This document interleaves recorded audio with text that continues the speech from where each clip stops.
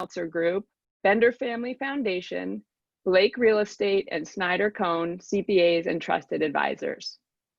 I also want to thank our Bagels and Business Committee, Sarit Arbel, Daryl Bob, Nathan Bortnick, Andy Chad, Brian Geister, Brad Lackey, Andy Stern, and Ian Weitz.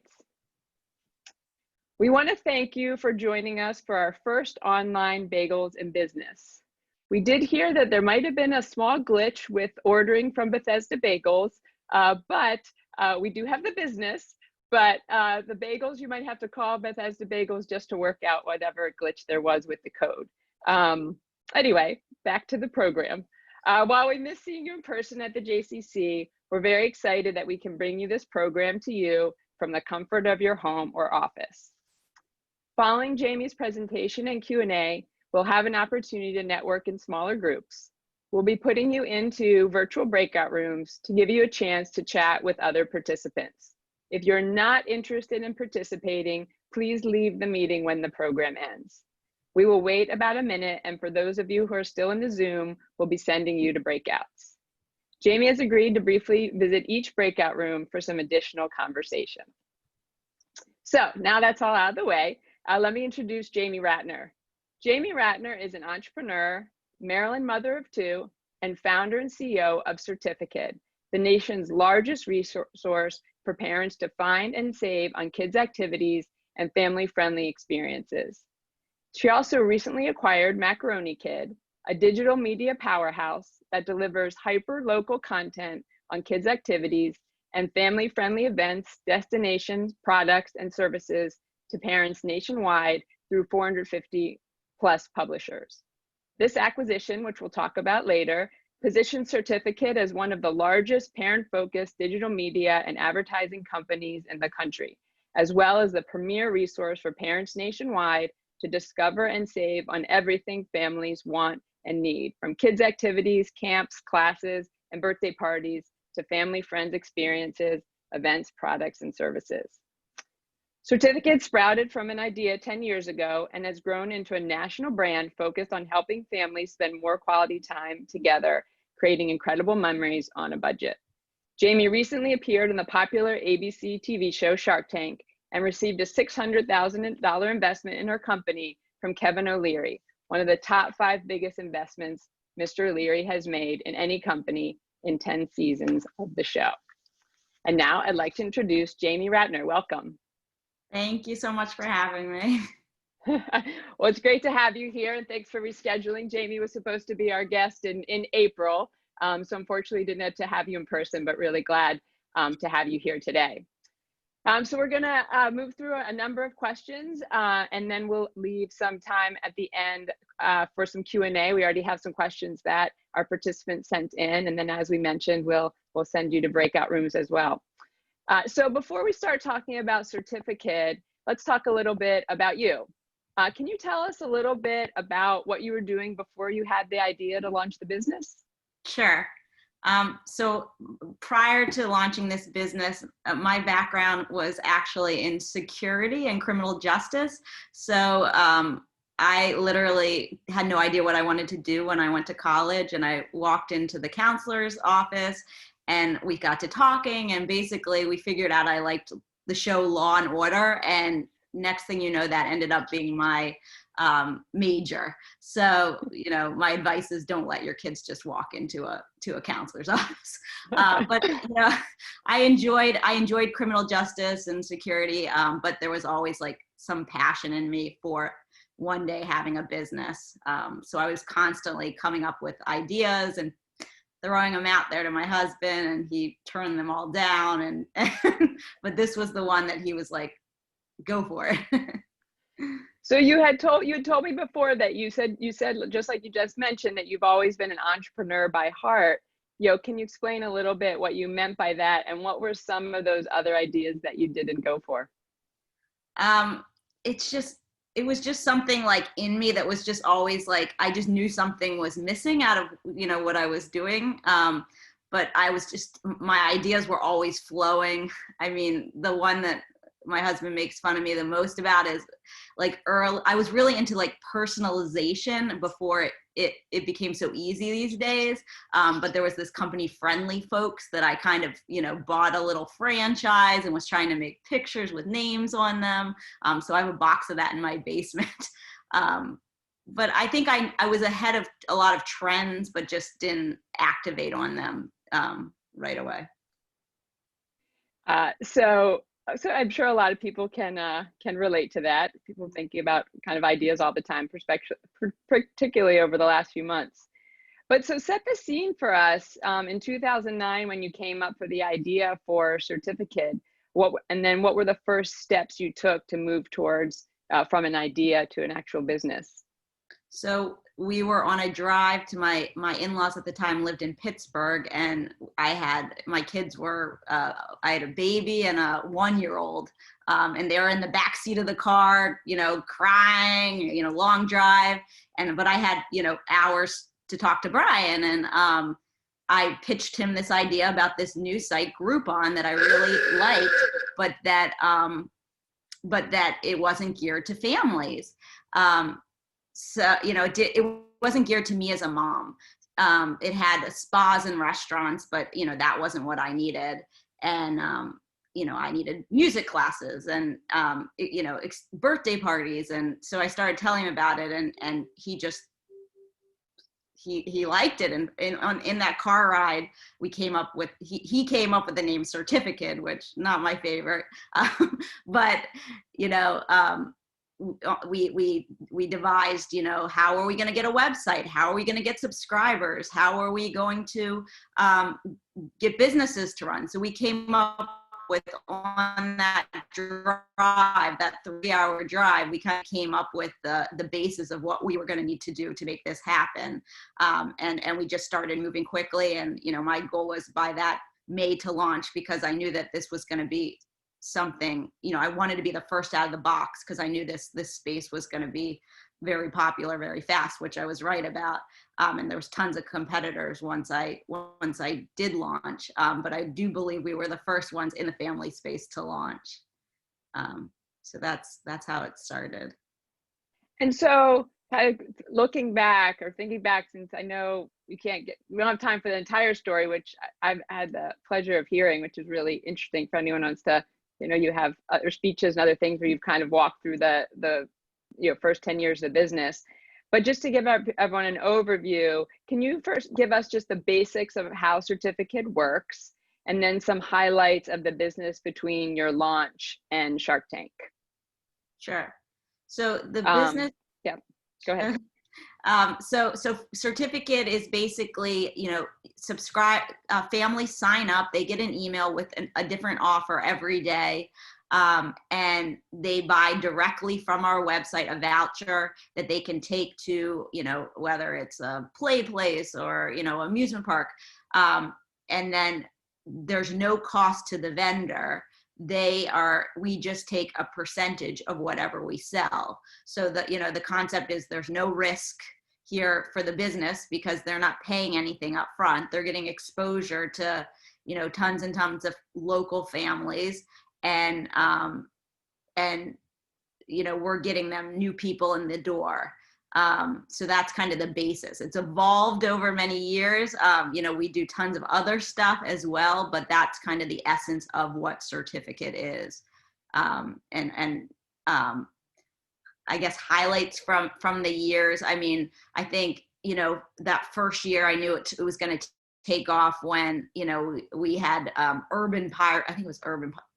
It was the Baltimore. It was the pirate ship in Baltimore. It was our first, I woke up and just, thousands of sales. And that was kind of when I knew, this business is going to take off. And so that was like a year in. And then it just evolved. It went from, I guess, a business. It went from like a little mom side business to, a real business, where, it became more of a business, I would say, probably 3 years into it. And And so, and how many over those kind of years up to Shark Tank, which we'll talk about in a minute, how did you go as far as like number of employees or number of, companies on the site? What were some of your other metrics that you used Sure. to follow the growth? I would say, it started, I was doing one deal a day and then it would go off. But then over time I realized, why am I only having one deal a day when, it didn't, I was kind of, I guess you could say I was being a follower because that was what Groupon was doing. And then I realized, why not leave these deals up for longer? Because then you can sell multiple deals. So over time now, we keep deals up for a longer period of time. And, I'd say prior to COVID, we were at a point where we had, over 500 deals up at a time. So that, and then we also, have expanded into so many different cities, and, that's evolved over time as well. And then we can talk about Macaroni Kid, which kind of that was where the business has really taken a jump now. But employee wise, I've tried to maintain, around 15 to 20 employees, for the CertifiKID side. But now, with the Macaroni Kid side, we've jumped tremendously with those numbers, which is quite overwhelming. So, so that brings us, well, I know we'll definitely talk about Macaroni Kid because it's an exciting kind of new turn for your business. Yeah. But I know everyone likes to hear about Shark Tank. Can you talk a little bit about how the exposure from the show impacted your business, and a little bit behind the scenes about what happens that viewers rarely see? Sure. So I would say that the exposure from the show, that was super exciting. That those couple weeks up toward Shark Tank, when we found out we were going to actually be on, because we had filmed it in September, but we didn't actually find out that we were going to actually be on till March. And they give you a 2-week warning or 2 or 3 week warning. So, in those couple weeks were probably the craziest weeks of our lives. I mean, we had to prepare for the site. We wanted to make sure we had the most deals on the site that we could. We were able to really take advantage of advertising. We were able to make a lot of money in advertising because people knew how much traffic our site was going to get that week that it was on. And then we had a huge launch party. So there just was a lot involved in that. And then, one of the big advantages from the show that we got from that was Kevin asked, a company, once a year he gets to go on The View and for his company of the year. And it just happened to be the week that we were on Shark Tank. So we then had to go up to New York and be on The View, which ended up getting us even like 10 times the amount of traffic of Shark Tank, just because it was, our key audience. It was a lot of moms. So we ended up getting tons and tons of signups and stuff from The View, which was a great boost for the business. And then just, being part of the Shark Tank community has been really great for us, and led to a lot of opportunities. And I'm sure it will lead to more in the years to come, which has been very exciting. Things that you guys don't know, I would say, that filming is actually an hour, so it gets cut however they want, it to get cut. So you're kind of, if you do this, you're kind of rolling the dice. You don't know how they're gonna make you look, and you're just, praying. I mean, it can get cut anyway, depending if you get a deal or you don't get a deal. And I would say that another interesting thing is very few of the deals you see actually go through. So just to give you an idea, Kevin has a retreat for all his companies every year. And on that retreat, there was probably, 15 other companies with us. So over, 10 years of the show, we're talking 15 companies. So not not as many as you think. It's so to actually get a deal, they say to get on the show it's easier to get into Harvard than to get on the show, but then to actually get a deal is even like very, very, it's hard. Well, that says a lot about you. But that was your first time, if I'm correct, taking outside capital for the company. I think you had bootstrapped up till then. How did that change, or did it change how you operated, how you thought, your goals for the company? What was the impact? I mean, it feels a little more pressure, I think. Somebody else is watching, you feel like, but I think it's been good for us. We have to put together a report every month and kind of, it keeps me on my toes. And it really helped with our acquisition. So that was key. Yeah, I'm sure the community is very powerful in that way. Yeah. So that brings us, skipping ahead to what will probably be the second biggest event to impact your company, which is the pandemic, which you talked about with me, how it's affected you in two significant ways. First, the immediate decline in your core business, and second, the opportunity to acquire Macaroni Kid. In a blog post that you wrote about this pandemic pivot of yours, you talked about why this was both an opportune and inopportune time to acquire a company. So first, if you just talk about how you've pivoted during the pandemic and in your core business, because as I was giving your intro, it was reminding me how much you've been affected, but then also talk about these competing forces and a little bit about the acquisition. Sure. So, I mean, we felt it the second March, I don't know what date it was, but we felt it immediately. Like you just saw all of a sudden the sales just stopped. We thought, okay, maybe this will be a couple weeks, we all didn't but we started preparing for the worst. We knew that we had sold all these summer camps. We had sold, we knew this was gonna, if it went through the summer, like we were gonna be doing refunds, and it just was gonna turn into a disaster, which it did. We were lucky. There were some camps that did continue through the summer. But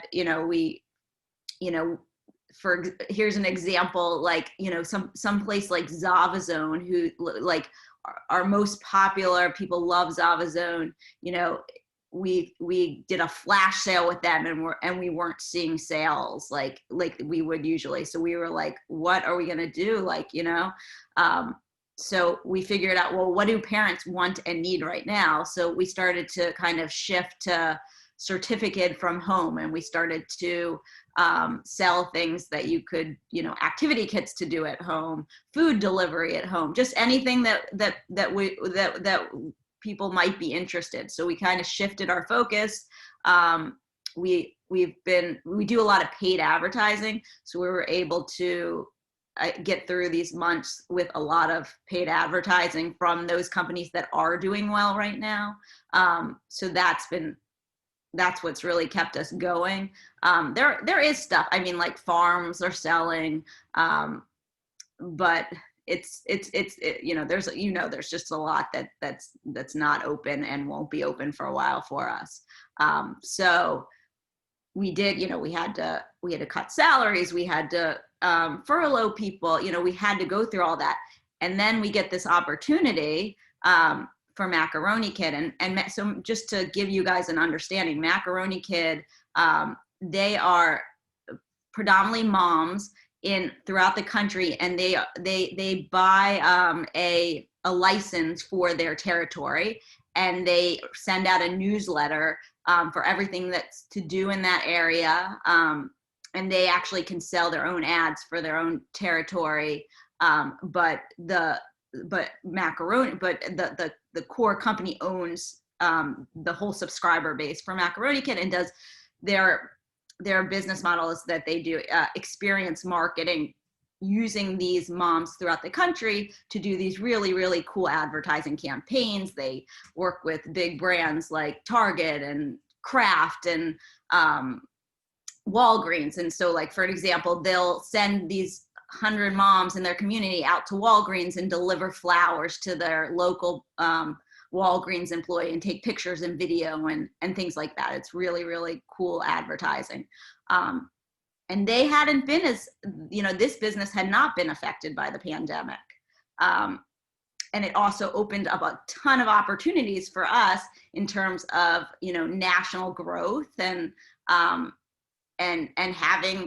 they have millions and millions of subscribers. So it really was like the most incredible opportunity to come to us, but it was risky, and we're in the middle of a pandemic, and, you then are dealing with the conflict of, you have employees who are like, well, why is my salary reduced on this side of it, but you're going and acquiring a new company? So it definitely causes it causes issues, but you have to weigh the opportunity and the risk and all that. And it made sense for us, and has been a really fantastic, I think it's going to be huge for our business. Well, I give you a lot of credit as an entrepreneur. You really are an entrepreneur at heart to take that kind of risk in the middle of this, and just kind of know in your gut, this is something that you need to do. What has been most challenging about the acquisition so far, and what's been most kind of surprisingly not challenging, or the best surprise? I think it's been extremely challenging. This has been the most challenging. Just one bucket. I mean, when you're dealing with, 500 people who are throughout the country, you're dealing with the pandemic, you're dealing with racial injustice issues through a whole community of different, people throughout the country. It's very challenging to walk into that situation and try to clean it up, and get your hands around it during this time, and not be able to put the capital into it that you would want to at this point. But I think we're doing our best, and it's every day, something new is thrown at me, but I'm excited. I was at a point where before the Shark Tank portion, that I'd been doing this so long, I was kind of I get bored easy. So this has really given me some fuel to work under and get excited about. Well, that's a great transition to my next question. So I want to talk to you a little bit about you as a leader and a manager. You talked to me that you mentioned that you enjoy working on strategy, vision, and growth opportunities, but like you just said, sometimes get pulled into the day-to-day headaches, which aren't sometimes as exciting or as energizing. So how do you find time to work both in the business and on the business? Right. I mean, so that's kind of with this transition, I feel like I'm being sucked into, I'm not interested in, drama and dealing with the people, that element of it all. I love the entrepreneurial side. I love the thinking and strategic, but you have to get through the other piece, and you have to get the right people in place. And that's always been the key, that if you get the right people in place, then you can focus on the bigger picture stuff. But you do have that's the challenge. So you have become a role model and an inspiration and mentor for a lot of other female and momtrepreneurs. What do you think are the biggest hurdles women face, or actually think they face, when starting a business? And what advice do you give to help them move beyond these obstacles? Right. Yes. I would say, for me, especially starting this business with babies, like little kids, that is just being a mom is super challenging, as there's this guilt as being a mom. I feel to be there for all those moments for the kids, to be available, and so I think I definitely probably grew the business much slower because of the circumstances. I didn't take advantage of travel opportunities. I tried not to take meetings during the day. I tried to be home as much as I could. So I do think, you know, there's a sacrifice there for moms with that. I mean, you know, so, and advice wise, I mean, it's just figuring out their priorities. And, you know, if the kids, you know, if that's the, you know, my priorities were my kids and the business, you know, everything else was like, you know, it'll come in time. Like, you know, I guess like thinking like, don't worry about like having it all at one moment. Like at some point, the other stuff you'll have time for, but, you know, it's just figuring out what the priorities are at that moment. I'll follow up on that just because I don't know if you've heard the term a she session, which they're talking about how a lot of women, particularly women, are having to leave the workforce because having to stay home because of the pandemic and having to stay home and have the responsibilities of childcare and virtual school falling more on moms. And so there's this term, a she session, like recession, but for women, which could set women back significantly in a lot of things. But usually we see downturns as a real opportunity for entrepreneurship. So people have kind of reason, you know, almost like have lots of new ideas because of all these different ways that we're going to be living. And so I guess like when you were looking back, like if somebody's sitting watching now and thinking, I've had this major change in circumstances, but I have this good idea, like how would you know, what specific advice would you give to them to get from where that idea is to like do something about it, even though they're probably feeling like you just said about the acquisition, this seems like the craziest time to do this. Like, how can you kind of think about it, I guess, turn lemons into lemonade a little bit? Because I would think this could potentially be, you know, exciting time for, you know, women and moms and, you know, in entrepreneurship, but it just might not seem that obvious. It might be in, you know, hindsight being, I hate to say hindsight being 2020. I don't think we'll say that anymore, but yeah. And so just as far as to like take that very, very first baby step. Right. Yeah. I mean, it's just about just do it. Don't let all these things like hold you back. Like it's worth giving it a shot. I mean, and just going all in. I mean, if it's the financial, you know, like, so my business, I started it with $5,000. I mean, I saved up for $5,000 and that's what I used towards it. Work within your means, whatever your means are, give yourself an amount and say, this is what I'm going to spend. I'm going to try to make it happen within this amount. But yeah, if you can, you know, from the mom side of it, like if you can make this happen, then you make your own schedule. You figure out, you know, I run things the way I want to run it. I don't have to go to an office and deal with the boss and anything like that. So there's so many benefits to it if you can get yourself to that place. And yes, I think right now is the best time, and it could be the best time, in that so many businesses have been started in past recessions as well. So something to think about. So since we're here virtually at the JCC, can you talk about how you've been influenced by your Jewish values? Sure. So I think that the whole business is kind of around family. You know, to me, Judaism is family, and you know, the business is about, you know, it's about families. You know, it's about family experiences. It's about being together as a family, doing things together. I feel like my actual business is a family. My dad has been, he was retired, and I got him to start working for me when I started, and now he's been the CFO all these years. Even though he'd love to be retired, I feel bad, but it's been wonderful that, you know, work with him every day. And Brian, my husband, you know, I get to work with him every day. So it's, and my team is like a family as well. So I feel like that Jewish essence, you know, has, you know, that's a piece of it. And then I also think, you know, to me, when I think back on growing up, like where I got my Jewish identity from, it was from camp. I went to capital camps, and I feel that that I brought that piece to CertifiKID in the fact that I've made camp such a priority, because I think that every kid should have that experience too, whether it's not Judaism, but just camp in general is so good for kids. And,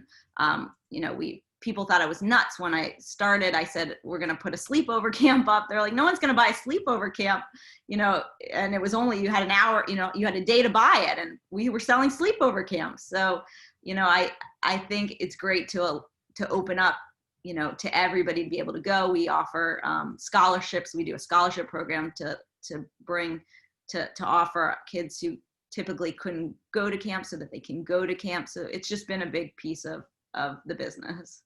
Yeah, that's a really great tie between that kind of the lifestyle of Jewish camping and bringing it into the business. And we're all crossing our fingers that camps will be back for your business and for all of our sanity, that camps will be back in business next summer. So is there any other advice you want to pass along? Just generally, we talk specifically about, you know, women entrepreneurs, but any advice you'd like to pass along to business owners and other entrepreneurs in our virtual audience? I mean, the one thing I would say is when you are starting your business, you know, don't just start hiring people to do roles. I think one of the things that helped me was that I was pretty scrappy, and I did everything. I did the customer service, I did the marketing, I did the writing, I did every aspect of it. So I knew every piece of that business so well. And then once I was making money, then I hired the people, you know, who were better than me at those things to take over. But at least I knew every piece of that business and was solid with it. So I think that's important. Don't just hire people to do everything for you right away. Yeah, and I like what you said also about just not hiring specific roles, but also people that can be flexible, because the business is going to change so much, and you don't know what you're going to need. So last question for you before we go to some questions that people sent in, and also for our participants, I should have mentioned it earlier. Feel free to put your questions in the chat as you have them. But you mentioned that you will find any possible way. You need to find any possible way to keep your business going until the pandemic is over, whatever that means, because at that time, you know, demand will skyrocket. You gave the example of ZavaZone, and there's countless others that we all can imagine that we will cannot wait to be able to purchase. So what can this community do for you to support you over the next few months? I would say, you know, spreading the word about not only CertifiKID and Macaroni Kid, but I would say, like, the opportunity to become a Macaroni Kid publisher, you know, that's something there's, you know, is such a great opportunity for any moms, you know, in other parts, you know, anywhere here or other parts of the country as well. It's a great, you know, something that someone can do from home, make an impact on their community, make money, be home while their kids are, you know, doing virtual school. So just, you know, sharing that opportunity. And then, you know, if you know any businesses that that need help, you know, to bring in new customers, having them contact us. But also, you know, there are lots of companies out there that are doing really well right now in the pandemic, and those are ones as well that, you know, if they're looking to advertise, definitely, if they're looking to reach parents or moms, send them to CertifiKID and Macaroni Kid. Great. I hope that some of our audience members will certainly do that. So I have a couple questions from the audience had sent in before, and I see some coming in on the chat. So the first was, what made you decide it was better to acquire the business Macaroni Kid rather than only growing organically? Well, yeah. So for 10 years I've been trying, and it's difficult. And this is a really solid business to, you know, they have ties to community, you know, all these communities, not just like we had been focused on like big cities, but they're tied into, you know, small towns in Kentucky. Like, it's hard to reach people, you know, that way and to have that connection. So this having already been built and structured was a big accelerator for us to this scale.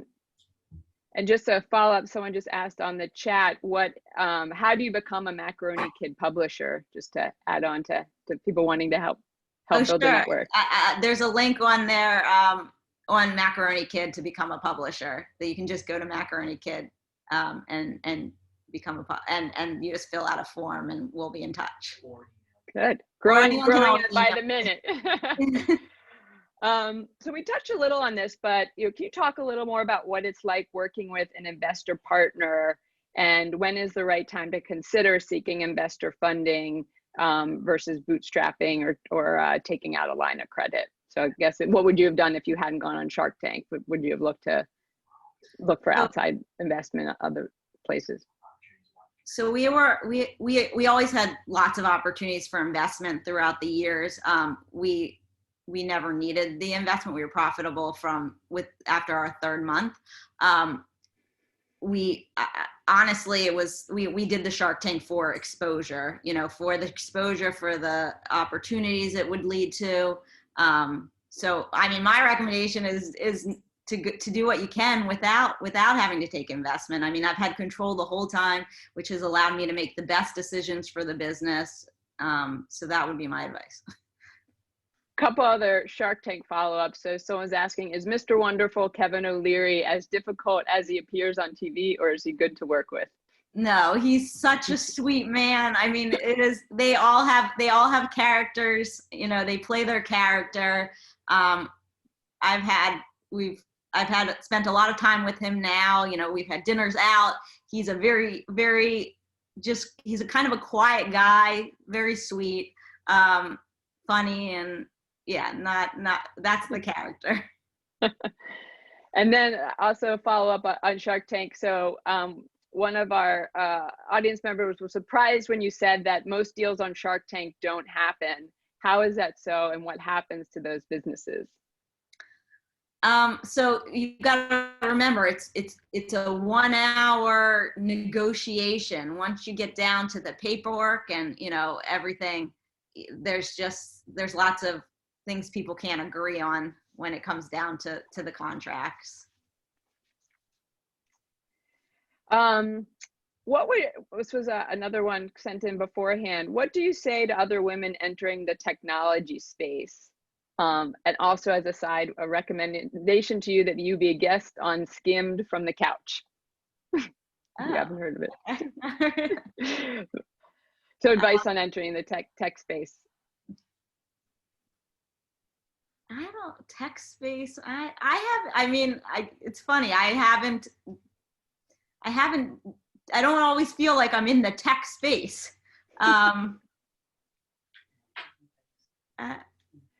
I guess did you feel e-commerce, but yeah, I don't know what, I'm sorry, that one I can't answer. Or did you feel how much of, given, you had, you're saying a bit of a security background, how did you, here you coming up with an idea for a website, were there resources that you used to build the website, get it tested, get it started, since all that was... my advice is to just make sure you get a really good a technology person to work with. I'll tell you a funny story that when I started that, on that drive, I just posted on Craigslist and I found somebody to build it. And, as we started to get towards the launch of it, it wasn't getting done. And I was really hoping it was going to get done. And this was, what did I know? Anyway, so I start Googling the guy who I'm using to do tech, and it turns out he's in college, passed out on spring break, on Twitter, and I'm like, what did I do? As soon as we launched, we got a reel and we were profitable. We realized we needed to make sure we invested in the right technology people, and it's a lesson learned. So so my lesson is make sure you know who's the technology, somebody good doing technology. And so as we wrap up and move to some breakout rooms, what we'll end on a lesson learned note. Anything else you'd pass along as far as lessons learned if you could do it all over again? I mean, everything has gone well, so I wouldn't change the way I did it, and I was very slow and deliberate with everything I did. You know, I could have. Most of the companies in my space had really moved very quickly and put tons of money right away. And you know, looking back, I can look back and say, why didn't I do that? Maybe I would be $1 billion company at this point. But I think my decisions to move slower and to be strategic and to make sure, I think security played a factor in all this, that I was always so nervous about what the worst scenarios could happen, and I was focused on making sure those things didn't happen. So I think that kind of kept me alive through this, and it knocked out, you know, all the competition except for Groupon at this point. So I think that, you know, the advice about, you know, just don't rush yourself, don't overspend just because, you know, you see like things are taking off a little. Just make sure you know what you're doing.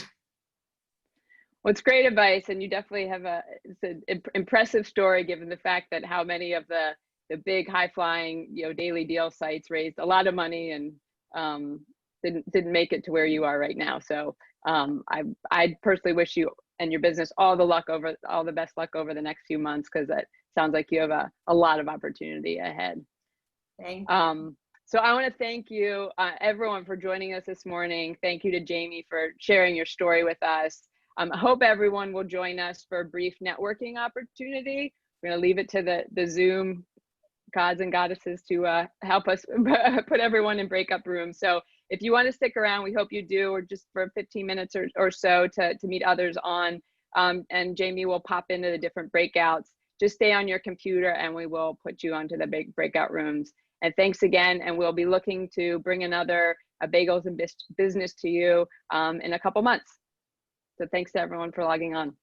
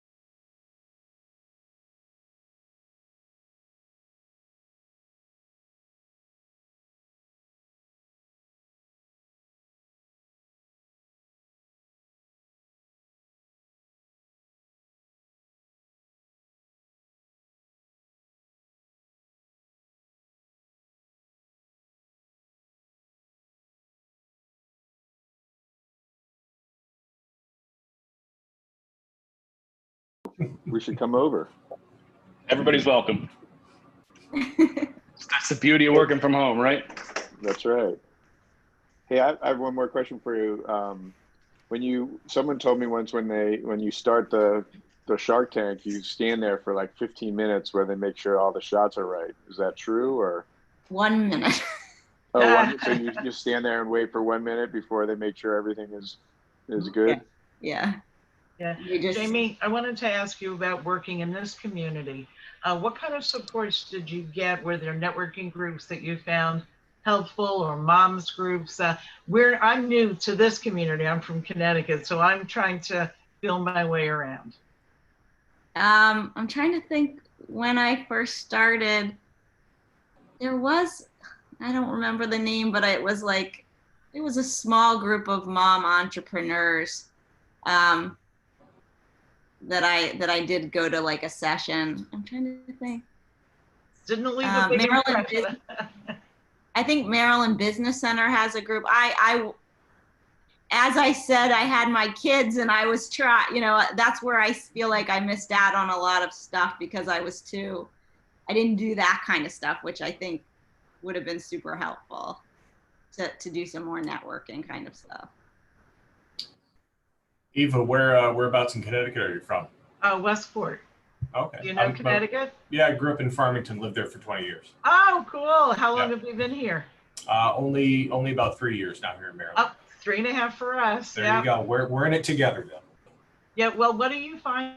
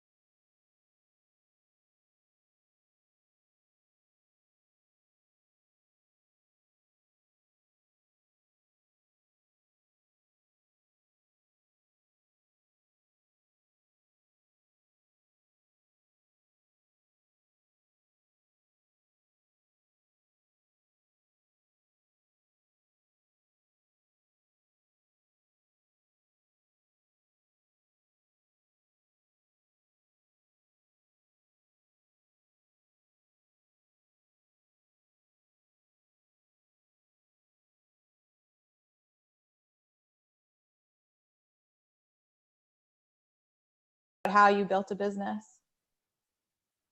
Oh, and I'm in real estate. Sorry, I did not say that. I'm a rabbi, and I did see you on Shark Tank. I was talking about it, and the fact that you live in Potomac. I'm like, can I walk over to your house? I did. My daughter lives in California. She was going to try and log on, and she wants to start a business. And I told her about you, and that you were going to be doing this. She actually signed up, registered, but I guess she didn't get up in time to see it. So she did want to know if it was going to be recorded. We are recording it. Right. You said that. Yeah. So I'm sure she's going to listen to it and be inspired. And then I might ask you if you do any kind of mentoring. You don't have to answer that now, but I think you're be very inspiring, and I just think it's positive, in a way that I can't do that. So Sure. just throwing that out there. There's another avenue to pursue, perhaps. And I did enjoy it, and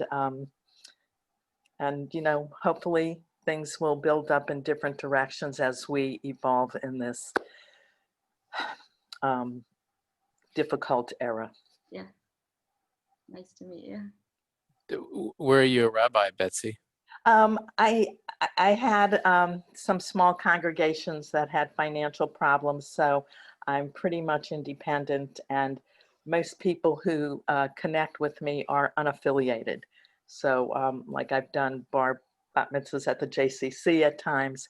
So my goal is to bring people in, to give them the kind of experience that they go, gee, maybe I should join a synagogue. So that's what I aim for, and so far Great. so good.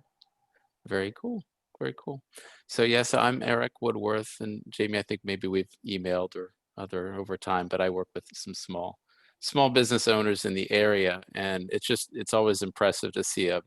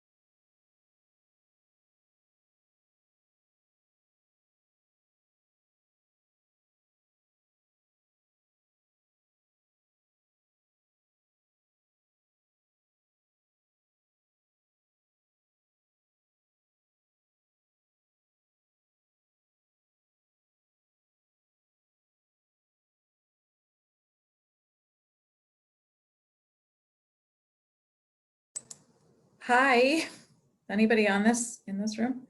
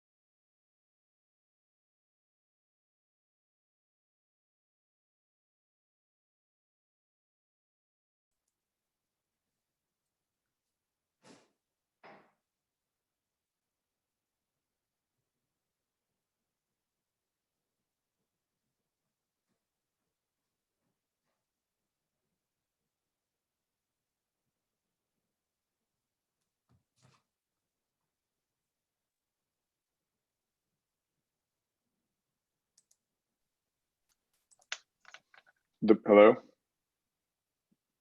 Hello. Oh, hey. Hey, Hey. nice job. Hey, everyone. Thanks for coming. Well, thank you. This concludes our our inaugural virtual Bagels in Business. I hope everyone learned as much as I did from Jamie. As I just thanked you again in our breakout. Jamie, it was really great talking to you and getting to know your story.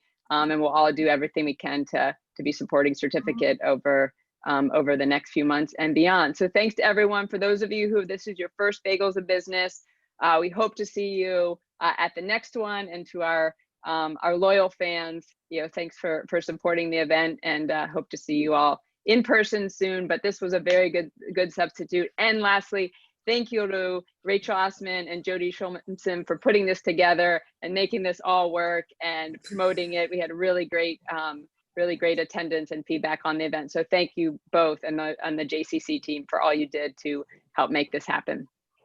And Jamie, thank you again for being here. All right, I think that's a wrap. Thank you, everybody. Have a commute.